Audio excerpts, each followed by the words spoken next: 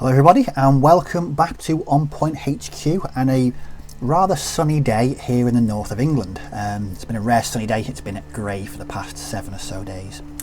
But that's enough of the weather chat. Today's video is going to be about how I quickly paint my US Marines for Bolt Action. The previous video was a sort of mini showcase of my Marines for Bolt Action to celebrate the 1-year anniversary of the channel. Now, when I was taking the photographs for that video, it actually reminded me that I'd actually forgotten how to paint these. So this is a bit of a learning experience for me, and hopefully I'll remember what I did and what paints I used in the correct order, which is always good for a painting video. As with videos of this format that I've previously done, it's not going to be me painting and talking for an hour. That would get tedious. What I'm going to do is paint section by section, take some photographs, whack them up on the screen, and just talk you through what paint I've used and the process I've used to get to that point. I think that works well for everyone. Yeah, so that's what I'm going to be doing. Now, this was actually inspired by an article on the Warlord Games website by the supremely talented Andy Zek. And he published an article on there about how he painted his Marines quickly using Citadel paints. Now, I stumbled across this article. I thought, oh, I can change that using my Vallejo paints and using very similar processes. That's what I've done, and so that's what I'm going to be showing you here today. If you've not seen any of Andy's work on the internet, I would highly recommend you do. His work it's just brilliant, and he's one of my all-time Bolt Action painting heroes and inspirations. I've been following his work for many years, even before I was into Bolt Action. But yeah, his painting is fantastic. His speed painting is literally second to none, and yeah, like I say, great inspiration for me in all my Bolt Action painting. So on the screen now will be pictures of what I've done to prep the figure so far. These are sort of the boring stages of the figure, so if so to speak, that you really don't want to have on film. So what I've done is I've used my normal burnt umber undercoat. I then primed the figure using Vallejo Russian Uniform in 2 or 3 kind of diluted coats. This is the same green that I use for my Australians as well. It's a good faded green. You can really work with it, and it works well with the washes that I'll be applying later on in the process. So I've covered the entire miniature with this. This makes sure that there's good even coverage. What I've then done is gone in and painted the flesh. Now, there's a slight change from how I painted my previous Marines to this one, in that I'll be using a different flesh colour. In the past, I've used Kislev flesh from Citadel, but what I use these days is Cadian Fleshtone. I really like the way this works with Agrax Earthshade, so I'll be using this, as I have no Kislev flesh paint left. So that's what I'll be doing. So I've done that. Again, not overly careful at this stage. As long as the colours are down, that's the main thing for me. I can always go back and tidy up later on in the process when we've added the washes and the highlights, but that's where I'm up to. So the next stage is to paint the equipment. Now, with the Marines, it's not an awful lot of equipment to paint. What I'm going to be doing first is using Vallejo German Camel Beige, and I'll be using this on the helmet, his belt, water bottle and pouches, and also you can just about see the gaiters. He's got his trousers untucked into the gaiters. You can just about see them, but I'll be adding them as well. So that'll be it for the German Camel Beige. What I'll then do is use chocolate brown, and this will be used on the boots and the helmet straps. And then the last thing I'll do, again, this is a change from what I normally do. Now, normally when I paint rifles these days, I use Vallejo German black brown for any kind of wooden weaponry. Back when I was painting my Marines, I was using Vallejo Beige Brown. It's kind of a lighter colour, but it's much of a muchness really. I mean, whatever paint you want to paint your rifles, you can really go for. Wood is wood, and from 3 feet away, no one's going to really care. So what I'm going to do is go away now, painting all the basic equipment. Once that's done, I'll take some pictures and we'll come back, and then after that it will be applying the camouflage to the helmet cover, and I'll show you exactly how I do that. So what I'm going to do now is go away and get that done. As of normal, I've got a cup of coffee, which is mandatory for all my painting sessions. And music wise, I shall be listening to this 13th Step by A Perfect Circle, one of my favourite painting albums. So I'm going to go away now, make a start on the equipment, and I shall see you soon. So bye for now. Hello and welcome back, and that is the sort of the second stage of the painting completed. So there'll be some photographs on the screen now of what I've done. Like I explained in the last section, this is all about getting paint on the main part of the equipment. So what I've done is I've used the German Camel Beige on the helmet cover, the belt, water bottle and pouches, and just the visible parts of the gaiters beneath the bottom of his trousers. I've then used German Camo Beige Brown, sorry, it's just called Beige Brown, on the rifle. And then I've used Vallejo Chocolate Brown on the boots and the straps on the helmet. So there's the chin straps that are kind of loose, and there's also a strap on the back of the helmet as well. And with that, that's pretty much the main part of the equipment done. And before we can move on to the wash, which will be going on as I use on pretty much every figure I paint, what I need to do now is add the camouflage to the helmet liner that this dude is wearing. Now I've mentioned in previous videos that I don't like painting camouflage. It just doesn't agree with me, and it generally ends up looking pretty crap once I've done it. Luckily this is quite a simple one, and it'll be covered with the wash anyway, so it's more of a hint of camouflage than actually looking at the camouflage. Now if you've ever seen US Marine helmet camouflage and what it looks like, there'll be a picture on the screen now. So what the plan is to reduce that into 28mm scale. This is easily done by simply applying what I technically term as splodges of paint to the helmet. Now I'll be doing this in two tones. The first will be using Citadel's Deathworld Forest, which is a sort of kind of a drab muted green colour, which works really well for it. And kind of the brown on the helmet will be again using Vallejo Beige Brown.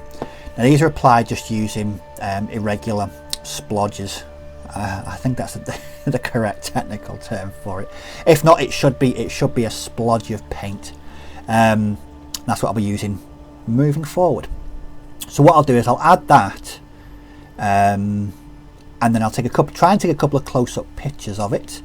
Then I'll come back and show you what that looks like, and then we move on to the next stage, which is the inking. So see you soon. And welcome back. And so that is the camouflage now applied to the helmet cover. There'll be a couple of sort of close-up photographs on the screen now to show you what this looks like. It's a bit rough. I really didn't spend a lot of time applying this.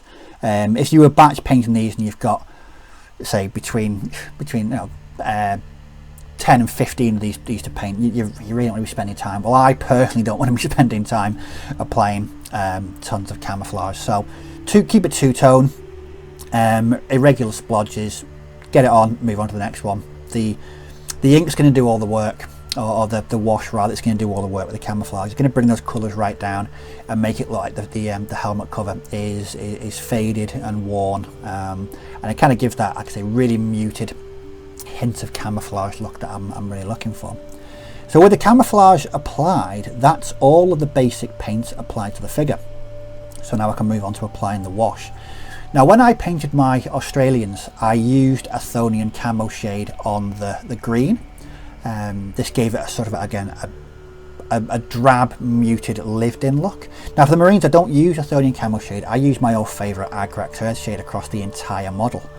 This gives the uniform a really dirty, grungy look, but I'll be going in later anyway and applying highlights, so it'll bring that up slightly, but it's the drab look that I'm really aiming for. I want these guys to, like, they've been in combat for months, they've been stuck in the jungles, the uniforms are all raggedy, dirty, faded, and Agrax gives that good depth of shadow and recess that you can then work up from. This goes across the entire model. As you'll notice with other videos, I've not applied any metallic to the rifle at this stage, and this is simply because the Agrax is a brown wash, and it would gunge up those metallics and make them look a bit rusted. Again, it's something we want to avoid on the rifles, any metallic parts. So what I'm going to do now is use big brush. Now, this is the brush I use for applying all my washes. It's a Winsor & Newton Series 7. Now it's size 6. Now what I like about this is it gives good coverage, but because it's a Winsor & Newton, they keep their points really well. So I've got a good pointiness as well, so I can provide broad coverage of the wash, but I can also get it to a nice fine point and use that point to move the ink around, or move the wash around the model. I'm not just applying it as a sort of dip effect. I can actually use this brush to move the ink around. And this is good to prevent pooling, where you need to move it around the face, into the recesses, into the deep recesses. A good wash brush like this certainly helps. And this is the brush I've been using for, it's about 18 months now. Look after your brushes and they'll look after you is my motto. But this is my Winsor & Newton Series 7 size 6 for all my washing needs. So what I'm going to do is apply the Agrax to the figure now, wait for that to dry, take some photographs, and then I'll be back. So see you soon.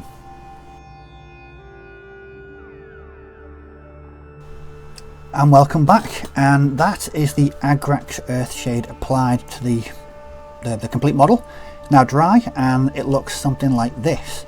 So what you'll see from the photographs is the Agrax has really darkened that the uniform colour, and it's settled in all the creases and the folds, and it's going to give me something to work with in the next stage when I apply highlights. This shows me exactly where I need to pick out the upper levels. As with any other videos that I've done, if you've seen any of those, you'll know that I stick to really basic highlights. This allows me to get a lot of figures painted in one session, to really just tabletop standard. So I don't really go overboard. I just go in, use enough to make the figure stand out, but nothing overly involved or complicated. So that's what I'm going to do on the next stage with this. So as you'll see, it's settled into all the recesses. The rifle is now looking a bit darker as well from the original beige brown, and the helmet cover camouflage, that's been muted really quite starkly by the wash, and it makes that helmet cover camouflage look a bit more realistic now. It looks faded, it looks drab, and it's when it dries, it gives it a kind of a mottled look as well. I really like the effect. It's really simple to achieve, but it's a great way of doing Marine Corps camouflage on helmets in a really short space of time. So that is the fully washed miniature. What I'm going to do now is, like I said, apply the basic highlights. So what I'm going to do is just use the original colour that I've used, so the greens and the browns, and all I'm going to do is add a small drop of Vallejo Sunny Skin Tone. This brightens the colour slightly, but not as if I'd used something like ivory or white. It gives it a kind of a drab highlight colour, and I'll be applying that to all the basic parts of the miniature. There's not actually going to be a lot of highlights to apply. It's just basic uniform, webbing and weapons. I don't touch the helmet at this stage. That's finished. That's just the way I like it, the way it is now.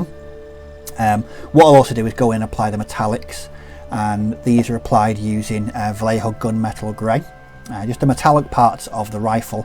And I'll also go in as well and just pick out his dog tags as well. You don't need to be overly detailed at this stage, just a hint of where they are. What I'll then do is, where the metallics have dried, I will go over just with a small wash of Citadel Nuln oil. Once that has dried, that will be the figure complete. So I will go away, do the highlights, take some photographs, and I shall be back very shortly. So see you soon. Hello and welcome back, and that is the Marine completely finished. So there'll be some photographs on the screen now of the finished figure, and that's how I go about painting them. I pretty much remembered as I was doing it the colours that I used. It kind of all came flooding back, given that I painted so many of these in such a short space of time.